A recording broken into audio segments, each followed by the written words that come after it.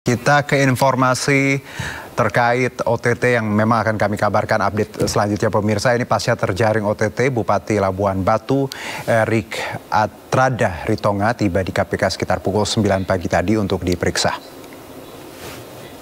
Bupati Labuhan Batu datang menggunakan mobil hitam dan didampingi sejumlah petugas kepolisian.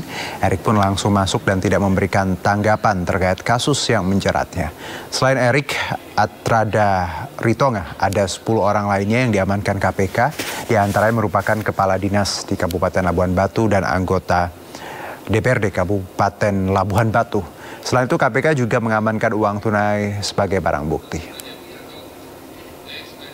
Ini Jumat 12 Januari 2024, KPK mengumumkan penahanan para tersangka atas kegiatan tangkap tangan terkait dugaan tindak pidana korupsi berupa pemberian hadiah atau janji untuk proyek pengadaan barang dan jasa di lingkungan pemerintahan Kabupaten Labuhan Batu.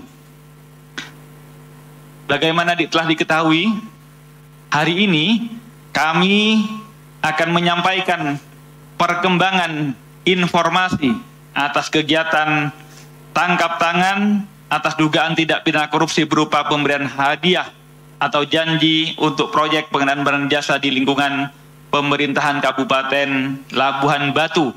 Sebagaimana telah kami sampaikan sebelumnya, kami telah melakukan kegiatan tangkap tangan pada hari Kamis tanggal 11 Januari 2024. Tim KPK telah mengamankan 10 orang di wilayah Kabupaten Labuhan Batu, Sumatera Utara.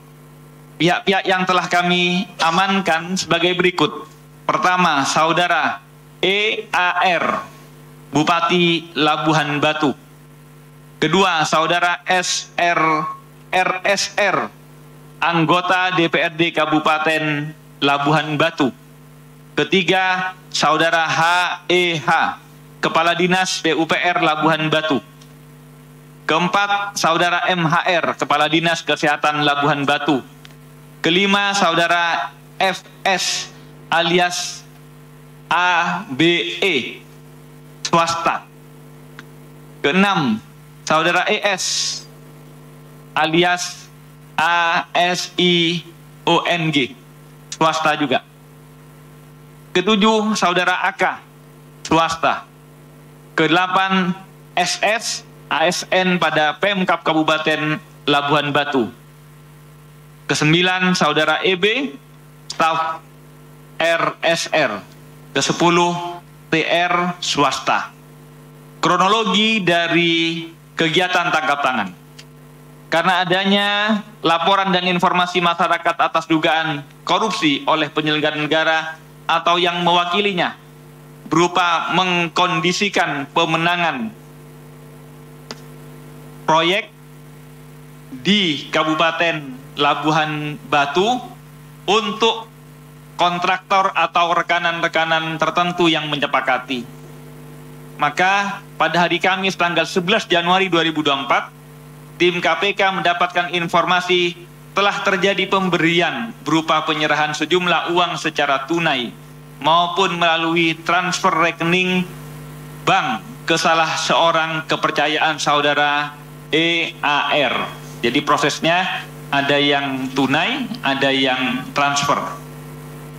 Berdasarkan informasi tersebut, tim KPK langsung melakukan tindakan mendekati lokasi tersebut dan berpencar untuk mengamankan para pihak yang ada di sekitar wilayah Kabupaten Labuhan Batu. Maka kemudian turut diamankan dalam kegiatan tangkap tangan ini sejumlah sekitar 551 juta rupiah sebagai bagian dari dugaan penerimaan sementara ini yang disepakati yang kami temukan sekitar 1,7 miliar. Untuk selanjutnya, para pihak yang diamankan beserta barang bukti dimaksud dibawa ke gedung KPK untuk dilakukan permintaan keterangan. Atas laporan dan pengaduan masyarakat tersebut kepada KPK, yang kemudian kami tindak lanjuti melalui pengumpulan bahan dan keterangan disertai informasi sehingga dalam proses pemeriksaan dan telah dilakukan pembahasan ekspos di kedeputian maupun di pimpinan, sehingga perkara ini kami sepakati naik ke tahap penyidikan berdasarkan kecukupan alat bukti, sehingga kami pun menetapkan para tersangka dalam kegiatan tertangkap tangan ini. Saudara pertama EAR, Bupati Labuhan Batu.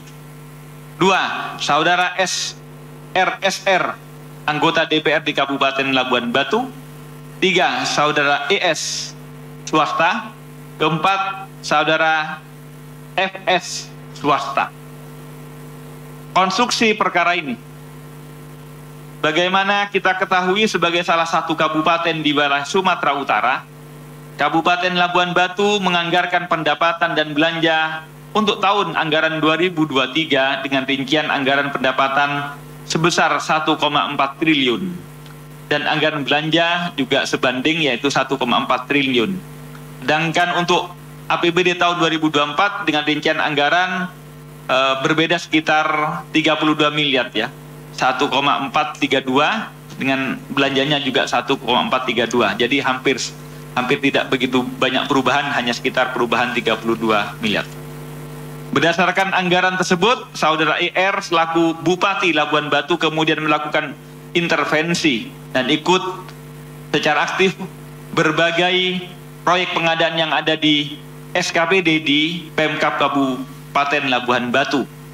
Proyek yang menjadi atensi Saudara EAR diantaranya pada Dinas Kesehatan, Dinas PUPR, dan khusus untuk Dinas PUPR, yaitu proyek lanjutan peningkatan jalan Stay Rakyat, Stay Berombang, Kecamatan Panai Tengah, dan proyek lanjutan peningkatan jalan Stay Tampang sampai ke Sido Makmur, Kecamatan Bilah Hilir atau Kecamatan Panai Hulu, dengan besaran nilai pekerjaan kedua proyek tersebut sebesar 19,9 miliar. Saudara SR dipilih dan ditunjuk oleh Saudara ER sebagai orang kepercayaan untuk melakukan pengaturan proyek, disertai menunjuk secara sepihak siapa saja pihak kontraktor yang akan dimenangkan. Besaran uang dalam bentuk fee yang dipersyaratkan bagi para kontraktor yang akan dimenangkan yaitu 5-15% dari besaran anggaran proyek.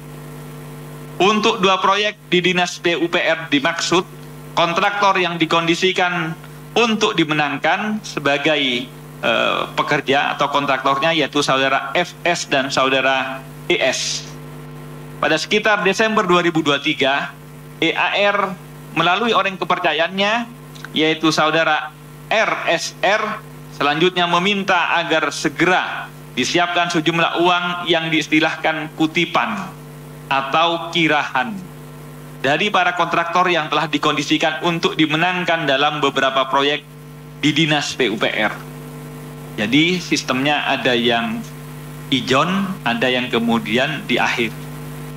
Penyerahan uang dari Saudara FS dan Saudara ER pada RSR kemudian dilaksanakan pada awal Januari 2024 melalui transfer rekening bank atas nama RSR dan juga melalui penyerahan tunai. Sebagai bukti permulaan, besaran uang yang diterima Saudara EAR melalui RSR sejumlah sekitar 551,5 juta sebagai satu kesatuan dari 1,7 miliar. Jadi ini uang muka saja. KPK masih akan menelusuri adanya pihak-pihak lain yang diduga juga turut memberikan sejumlah uang pada EAR melalui RAR. Selain itu, KPK terbuka untuk terus melakukan pendalaman lebih lanjut kaitan adanya dugaan korupsi lain dalam penanganan perkara ini ke depannya. Jadi, semula kasus ini berawal dari penerimaan hadiah atau suap. Tetapi suapnya dalam suap pengadaan barang dan jasa. Oleh karena itu, kami tentu kemudian akan terus mendalami dugaan-dugaan perbuatan ikutannya. Karena suap dalam PBJ tentu di dalamnya pasti ada rekayasa dalam pengadaan barang dan jasa yang memungkinkan kemudian kami masuk kepada pasal 2 dan pasal 3 dalam PBJ-nya.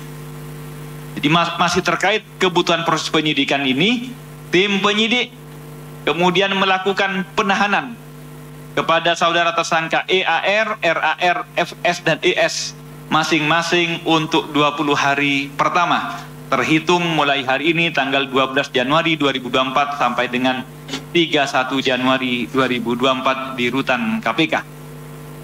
Tersangka saudara FS dan ES sebagai pemberi disangkakan telah melanggar pasal 5 ayat 1 huruf A atau B atau pasal 13 Undang-Undang 3199 Yungto 20/2001 tentang pemberantasan tindak pidana korupsi, Yungto pasal 55 ayat 1 ke 1. Sedangkan tersangka saudara EAR dan saudara RSR sebagai penerima disangkakan melanggar pasal 12 huruf A atau huruf B atau pasal 11 Undang-Undang 3199 Yungto 20/2001 tentang pemberantasan tindak pidana korupsi, Yungto pasal 55 ayat 1 ke 1 KUHP. Sekali lagi, ini adalah awal yang kami tetapkan baik pihaknya maupun pasal-pasal yang kami kenakan. Kami terus mendalami dalam kasus ini apakah ada pihak-pihak yang lain yang turut terlibat, termasuk mungkin proyek-proyek yang lain yang masih akan kami kembangkan dalam proses pemeriksaannya dalam penyidikan. Kali lagi kami berharap dan menghimbau kepada segenap penyelenggara negara di Indonesia, KPK berharap dengan kasus tangkap tangan ini tidak akan ada lagi penyelenggara negara yang melakukan tindak pidana korupsi yang kemudian membuahkan tangkap tangan oleh KPK. Kami berharap setiap penyelenggara negara bersama masyarakat bersinergi untuk membangun Indonesia dengan bebas korupsi. Demikian yang dapat kami sampaikan. Kami kembalikan ke Mas Ali Fikri. Akhir kalam, wassalamualaikum warahmatullahi wabarakatuh. Om Santi Santi, Om Salam, Namo Buddhaya.